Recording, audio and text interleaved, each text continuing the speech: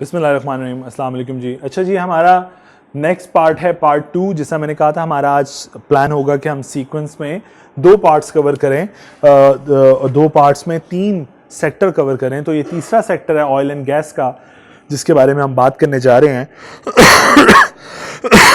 वही बात होगी दोबारा कि ऑब्वियस बात है, ऑयल एंड गैस सेक्टर है, रेगुलेटेड अदारा है, ठीक है। ओजीडीसी जो है आपका, ओगरा जो है वो आपका इसको सेक्टर को कंट्रोल करता है। जैसा हमने अभी तक 3 सेक्टर पढ़ लिए और तीनों सेक्टर में हमने अलग-अलग एक रेगुलेटर देखा। पहले वापडा में आए, अच्छा उसमें नेपरा देखा, इलेक्ट्रिसिटी में, सॉरी वापडा नहीं नेपरा देखा। फिर हमने अगले में आए फार्मास्यूटिकल इंडस्ट्री में, वहाँ में हमने ड्रैप का जिक्र पढ़ा। तीसरा ये ऑयल एंड गैस का डिपार्टमेंट है, सेक्टर है, जहाँ पे हमने ओगरा का जिक्र पढ़ेंगे। और बात वही है कि कहने को नेचुरल रिसोर्स है। वैसे पाकिस्तान में हम लोग, मैं आपको एक छोटी सी एक हिस्ट्री समझा दूं इस हवाले से, अगर आप लोग इस फैक्ट से जिक्र आपको इल्म में नहीं है तो। इनफैक्ट जो आप लोग देखते हो कि यार आपका जो क्रूड ऑयल है, सबसे पहले क्रूड ऑयल एक्सट्रैक्शन से निकल रहा है ना, राइट, जिसमें मल्टीपल, जो इतना खाम तेल जिसे हम कहते हैं, आसान लफ्जों में खाम तेल जिसे हम बोलते हैं अक्सर, ये वो तेल है जिसको इस्तेमाल नहीं किया जा सकता। इसे आपने ऑब्वियसली रिफाइनरी से गुजारोगे, ये रिफाइन होगा, फ्यूल अलहदा हो जाएगा, डिफरेंट किस्म के ऑयल, जैसा हम हाई डीजल है वो अलहदा हो जाएगा, मल्टीपल वेस्टेजेस अलहदा हो जाएंगी, लाइक दैट। तो आपको इस क्रूड ऑयल को अल्टीमेटली एक रिफाइनरी से गुजारना पड़ेगा। सो रिफाइनरी से गुजार के ये इस काबिल हो जाएगा कि आप इसमें से स्प्लिट कर देंगे, कुछ को फ्यूल में कन्वर्ट कर देंगे, कुछ हाई डीजल में कन्वर्ट हो जाएंगे। फिर इसी तरह आप लोग कब इसी फ्यूल को एक्चुअली में कंज्यूमर भी इस्तेमाल कर रहा है, इसी फ्यूल को इंडस्ट्रीज भी इस्तेमाल कर रही हैं। लाइकवाइज हाई डीजल के साथ भी सेम कॉन्सेप्ट है। समझाना, इस अदारे को कंट्रोल कौन कर रहा है? जैसा मैंने कहा, ओगरा इस अदारे को कंट्रोल कर रहा है। समझाना क्या मकसद था बेटा? क्रूड ऑयल पाकिस्तान में इंपोर्ट भी हो रहा है और एक्सट्रैक्ट भी हो रहा है। हमारे पास इतने नेचुरल रिसोर्सेज शायद नहीं है, तो इसलिए हमें क्रूड ऑयल अल्टीमेटली इंपोर्ट भी करना पड़ता है और लोकली एक्सट्रैक्ट की कोशिश भी जारी रहती है। और दूसरा जो है वो रिफाइनरीज पाकिस्तान में मौजूद है। एक बहुत बड़ी रिफाइनरी या एक बहुत वेल रिनाउंड जो रिफाइनरी है वो पीएसओ भी है आपके पास, जो रिफाइनरी का काम करती है। इनफैक्ट जब ये फाइनली डिस्ट्रीब्यूटर को देते हैं कि भाई अब इसे बेचो, ये फाइन ऑयल है, आपका फ्यूल आ गया, अब इसको डिस्ट्रीब्यूटर को दिया जाता है। तो डिस्ट्रीब्यूटर्स में जो आपको अक्सर नजर आती है उन्हें हम बोलते हैं ओएमसीज, ऑयल मार्केटिंग कंपनीज होती हैं बेटे, जो अल्टीमेटली कंज्यूमर्स तक ये ऑयल बेचती हैं। अब मैं यहां पे एक बात समझा दूं, जिस तरह मैंने पीएसओ का जिक्र किया, ये रिफाइनरी भी है और इनकी ओएमसी भी है। आप पीएसओ के अक्सर आउटलेट्स देखते हो जिनसे ऑयल वगैरह फिलिंग करवाते हो। इसी तरह आपके पास टोटल भी है। मैं वो नाम ले रहा हूं जो बहुत कॉमनली आपको नजर आते हैं लाहौर में। गो पेट्रोलियम है, ठीक है, आपके पास यूरो ऑयल है। ये मल्टीपल वो हैं जो बड़े फेमस, आपको बड़े फेमस तो नहीं कहूंगा, मैं ये कहूंगा जिनकी नंबर ऑफ आउटलेट्स बहुत ज्यादा हैं, जिसकी वजह से उनकी अवेयरनेस जो है लोगों को वो ज्यादा है। तो ये ऑयल मार्केटिंग कंपनीज हैं, ये फ्यूल खरीदती हैं रिफाइनरी से, उसमें अपना मार्जिन प्लेस करती हैं और बेच देती हैं उस प्राइस पे जो प्राइस गवर्नमेंट ऑफ पाकिस्तान ने, इस अदारे ने तय की होती है, जिसे एमआरपी आप बोल रहे हो, वो प्राइस तय हो रही होती है तो वो उस पर बेच देती हैं। उससे ज्यादा प्राइस वो पे, उससे कम प्राइस वो पे नहीं बेचेंगी। ऑब्वियस बात है, प्रॉफिट मार्जिन नहीं बचेगा। और एक और बात, जब कभी प्राइसेस ड्रॉप आती हैं तो वो इनफैक्ट पिछले दिनों अगर आपने देखा तो एक फेज ऐसा गुजरा था जिसमें ऑयल प्राइसेस को कंट्रोल किया गया था। अब उस ऑयल प्राइसेस को कंट्रोल करने के चक्कर में जो सब्सिडी थी वो अब कंज्यूमर को डायरेक्ट तो दी नहीं जा सकती थी, तो फिर उस केस में गवर्नमेंट ऑफ पाकिस्तान सब्सिडी पे करती थी टू द, इनफैक्ट जो आपके ऑयल ओएमसीज हैं उनको सब्सिडी पे करती थी। वो कहती थी तुम सस्ते में बेचो, तुम्हें लॉस होगा, उसकी वर्किंग बनाओ, मुझसे अपना लॉस शेयर कर लो, मैं तुम्हें सब्सिडी दे देता हूं उसके ऊपर। तो इनफैक्ट वो सब्सिडाइज्ड पेट्रोलियम जो है वो उस तरीके से चलता था। सो ऑयल एंड गैस सेक्टर को भी बेटे उसने 3 हिस्सों में डिवाइड किया, upstream, mid stream and down stream में, ठीक है। फिर उसने कहा कि अपस्ट्रीम की बात करें, अगर इसके रॉ मटेरियल वाली साइड की बात करें तो कहता है उसे हम E&P का डिपार्टमेंट सेक्टर कहते हैं, एक्सप्लोरेशन एंड प्रोडक्शन सेक्टर, जो एक्सप्लोर कर रहा है मिनरल्स और उधर से ढूंढ रहा है कि कहाँ पे ऑयल अवेलेबल है, is associated with exploring and producing hydro carbons जो कि क्रूड ऑयल है और नेचुरल गैस है। अच्छा, गैस का भी सेम फिनोमिना है, गैस आपको एक्सट्रैक्ट भी कर रहे हो और LNG कहते हैं उसे, LNP कहते हैं, वो आप इंपोर्ट भी कर रहे हो इनफैक्ट यूज के लिए। ठीक हो गया। कहते हैं फिर आगे कहते हैं जी मिड स्ट्रीम इंडस्ट्री इन्वॉल्व्स। अच्छा, मिड स्ट्रीम क्या कर रही है, यानी वो रिफाइनरीज वो क्या कर रही हैं, वो कहते हैं इन्वॉल्व्स प्रोसेसिंग क्रूड ऑयल, वो क्रूड ऑयल को प्रोसेस करती है नेचुरल गैस को इनटू एंड यूजर फॉर्म और उसे कन्वर्ट कर देती हैं उस शक्ल में जिसमें यूजर जो है उसे इस्तेमाल कर सकता है। Therefore the activities of oil refineries, fertilizer plants, natural gas purification plants are included in the midstream. तो इसमें ये मिड स्ट्रीम में शामिल हो जाते हैं कि ये सारे क्या कर रहे हैं, उस पेट्रोलियम क्रूड ऑयल में से डिफरेंट किस्म के टाइप्स के पेट्रोलियम प्रोडक्ट्स निकालते हैं, जिसका शायद जिक्र आपको यहां पे मिलेगा कि oil refineries refine crude oil into various type of petroleum products such as motor spirit, diesel, kerosene oil, jet fuel, etc. ठीक है, तो उसने अल्टीमेटली आपको समझाया कि इस मिड स्ट्रीम का पर्पस क्या है। और फिर है डाउन स्ट्रीम, अल्टीमेटली जो बेच रहे हैं। Downstream sector include marketing and distribution of refined oil and gas to industrial, commercial and residential end consumers such as power plant, petrol pumps, various industries and households. तो ultimately मैंने आसान करके बताया कि फ्यूल ऑयल और आपका high diesel fuel या diesel जो है अल्टीमेटली इंडस्ट्रीज को भी बिक रहा है और आपके हाउस होल्ड्स को भी बिक रहा है। और फिर एक बात और मैंने यहाँ पे शेयर की कि ये OMCs कहलाती हैं। देन है जी मेजर प्लेयर हैं कुछ पाकिस्तान के अंदर जिसमें आपको ये नाम मिलते हैं, जिसमें से कुछ फॉरेन कंपनी है, कुछ लोकल कंपनीज हैं। लोकल कंपनी में मैरी पेट्रोलियम है कंपनी लिमिटेड, इसके अलावा लोकल में oil and gas development company limited है, OGDC जिसे कहते हैं आप लोग। ठीक है, उसके अलावा आपकी पाकिस्तान पेट्रोलियम है, ये आपकी कुछ local companies, Pakistan oil fields हैं, ये वो कंपनीज हैं। और वंस अगेन देखो ये इंफॉर्मेशन जो है ये 2019 की इंफॉर्मेशन है, सितंबर की। ठीक हो गया जी।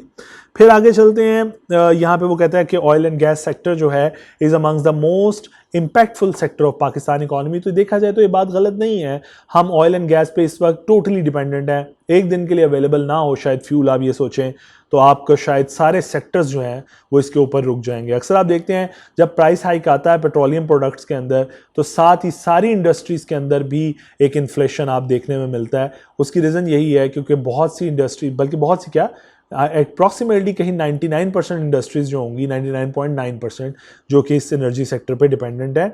To understand the impact of gas contribution indigenous gas is about 35% of the total energy supply. तो एक उसने बेसिक इंग्रेडिएंट की बात कर रहा है, वो 35% ऑफ टोटल सप्लाई की बात करता है। आगे जी फैक्ट्स दे रहा है, मैं उसमें फैक्ट्स में कोई आपको इन्फॉर्मेशन अच्छी नहीं दे सकता। अब अगर आप ये देखो तो ये वही चार्ट है जो मैंने अभी आपको अच्छे तरीके से समझाया। ये रेड बहुत ज़्यादा हुआ इसलिए इसको समझना थोड़ा सा मुश्किल हो जाता है। ये इसने वर्ड लिखा हुआ है क्रूड ऑयल का, आप अपनी बुक्स पे देखिएगा। साथ साथ रिफाइनरीज हैं, उसमें पार्को है, आपके पास PRL है, नेचुरल, मैं यहाँ से पढ़ता हूँ क्या लिखा हुआ है इसने, NRL है, ARL है और बाइको पेट्रोलियम है। ये वो हैं, ये ऑयल डिस्ट्रीब्यूटर्स आपके सामने आगे ऑयल डिस्ट्रीब्यूटर्स को डिस्ट्रीब्यूट किया जाता है, फिर अल्टीमेटली वो एंड कंज्यूमर को भी बेच रहे हैं और पावर जनरेशन यूनिट्स को भी, या इंडस्ट्री को भी बेच रहे हैं, पावर यूनिट को बेच रहे हैं, हाउस होल्ड को भी बेच रहे हैं, कंज्यूमर को भी बेच रहे हैं। तो ये उसने उसका एक डिवीजन किया हुआ है। यहाँ पे उसने लिखा हुआ फर्नेस ऑयल और यहाँ पे लिखा हुआ RFD, RFO बोलते हैं बेटा रेजिडुअल फ्यूल ऑयल को, और उसने लिखा है HSD, वो बोलते हैं हाई स्पीड डीजल को। तो ये दो चीज़ें उसने यहाँ पे आउटपुट प्रोडक्ट के तौर पे शेयर की हैं। सेम लाइकवाइज उसने ऊपर वाला अगर आप चार्ट देखें तो वो गैस के हवाले से बनाया गया ब्लू जो है, उसमें अपस्ट्रीम में E&P है जिसमें उसने कंपनीज के नाम लिखे हुए हैं, OGDCL है, MPPL है, MPCL है, POL है। ये क्या कर रहे हैं, ये इंपोर्ट भी कर रहे हैं LNG और साथ में ये सर्टिफाइड वो इंग्रेडिएंट भी इंपोर्ट कर रहे हैं। तो इनफैक्ट गैस कंपनीज को जाती है, वो इन्हें रिफाइन करते हैं, गैस डिस्ट्रीब्यूटर को देते हैं। SNGPL बहुत आपके पास है, सुई नॉर्दर्न गैस पाइपलाइन, और SSG जो है वो GCL वो सुई साउदर्न गैस कंपनी लिमिटेड है। तो दोनों सुई गैस के ही इदारे हैं, बट एक साउथ को रीजन को सर्व कर रहा है, एक नॉर्थ रीजन को सर्व कर रहा है, और अल्टीमेटली ये डिस्ट्रीब्यूटर फिर एंड कंज्यूमर को ये प्रोडक्ट्स बेच रहे हैं जिसमें हाउस होल्ड भी हैं, कमर्शियल भी है, इंडस्ट्री भी है और पावर जनरेशन यूनिट्स भी मौजूद हैं। ठीक है जी। इसके साथ ही उसने तीनों सप्लाई चेन में जो सेंटर्स हैं उसने जो भी हमने डिस्कस किए, आपका अपस्ट्रीम, मिड स्ट्रीम और डाउन स्ट्रीम, वो उसने वही बातें दोबारा एक्सप्लेन की हैं जिनका मैं जिक्र कर रहा था। और ये देखिए ओएमसी का जिक्र भी यहाँ पे आ गया, ऑयल मार्केटिंग कंपनीज का।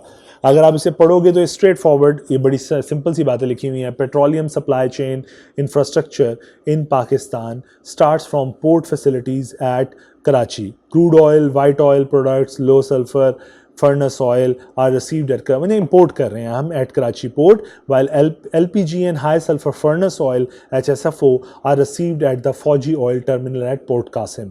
ठीक हो गया। The port facilities are connected to the tankage storage facilities of the refineries and oil marketing companies. तो वहाँ पे उनके storage tanks लगे हुए हैं oil refineries के, जो कि आपकी पाकिस्तान में मौजूद हैं और वो वहाँ से उसको ले जाती हैं।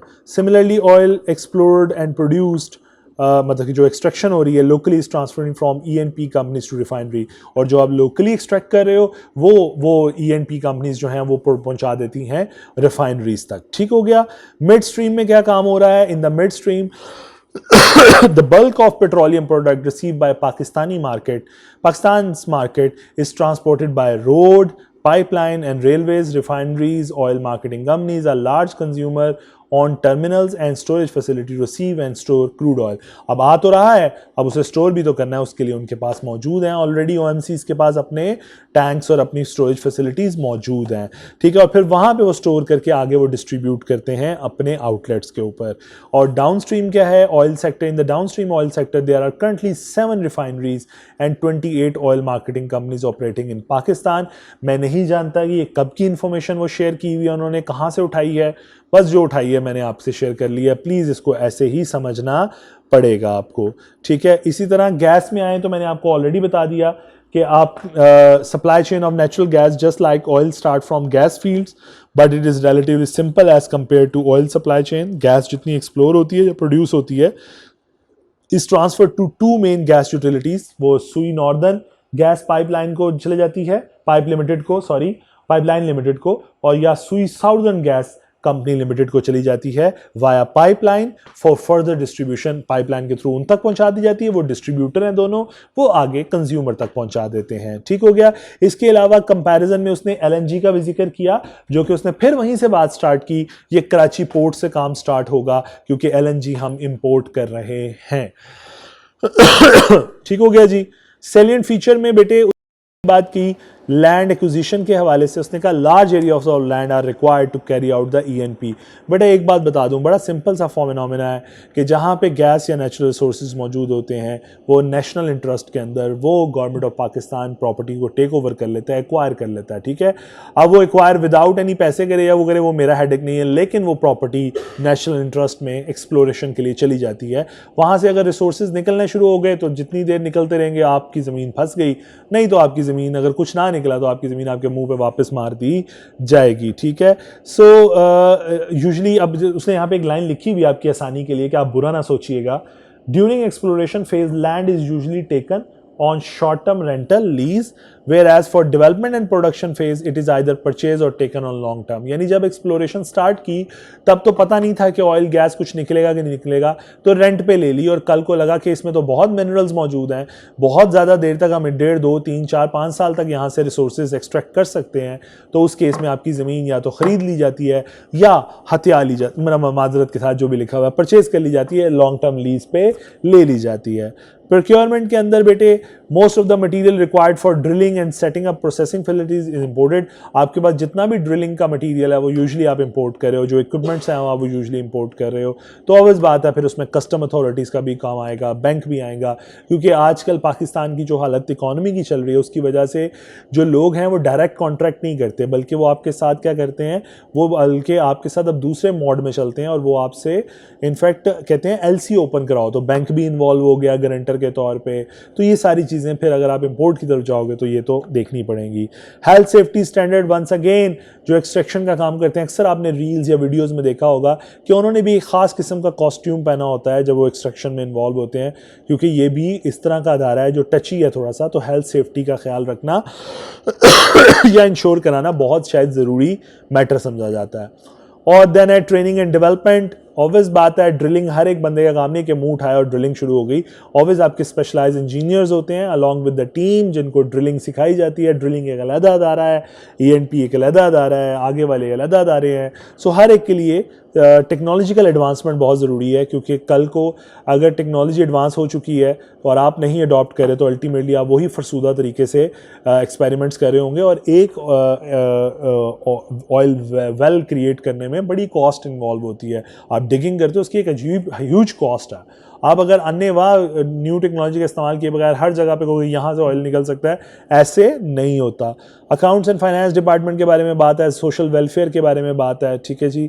अच्छा, ये ENP वालों की जो लाइफ है ना ये बड़ी डेंजर में होती है, तो इसलिए इनके लिए वेलफेयर, सोशल वेलफेयर का ख्याल रखना भी बड़ा ज़रूरी है। जैसे हम उसने कहा ENP activities in Pakistan are generally carried out in less populated and underdeveloped area. जाहिर बात है मादनियात तो आपको पहाड़ों में मिलनी है ना, लोकल सिटी की ज़मीन पर थोड़ी मिलनी है।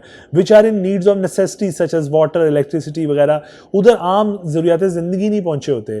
तो ENP companies have contributed in the last many years in the following areas. तो उन्होंने वहाँ में बड़ा वेलफेयर का काम किया है जैसा वाटर रिसोर्सेज अरेंज किए हैं, प्राइमरी एंड सेकेंडरी स्कूल्स के ऊपर काम हो रहा है, NGOs कर रही हैं, बिल्डिंग एंड NGO भी कर रही है और ये लोग भी NGO के थ्रू कर रहे हैं। बल्कि NGO को यूजुअली असाइन कर देते हैं कि हम आपको फंड रेजिंग करते हैं और आप जाके वहाँ पे काम करें। Building and managing small hospitals बन गए हैं, डिस्पेंसरीज। तो एक ENP के आने से एक फ़ायदा ये भी होता है कि वहाँ के लोगों को जिनको इग्नोर हो गए हुए हैं बेचारे, उनको ज़रा फैसिलिटेशन मिल जाती है। इस तरह की बेसिक नेसेसिटीज़ जिससे वो महरूम होते हैं वो नेसेसिटीज़ प्रोवाइड हो जाती हैं। तो ये है वो टोटल सोशल वेलफेयर में जो कि ENP जो कंपनीज़ हैं वो कंट्रीब्यूट कर रही हैं। इसके साथ ही हमारा थर्ड एरिया जो है ये भी कंक्लूड हुआ। इंशाल्लाह हम लोग अगले लेक्चर में अपना जो नेक्स्ट एरिया है एक रह गया छोटा सा टेक्सटाइल इंडस्ट्री का, वो कंक्लूड करेंगे और इसके साथ ये चैप्टर कंक्लूड हो जाएगा। बाकी मैं आपकी जितनी भी क्यूरीज हैं वो फिजिकल क्लास में टेकअप कर लूँगा। ठीक है जी, अल्लाह ताला आप सबको आसानी अता फरमाए। Thank you so much.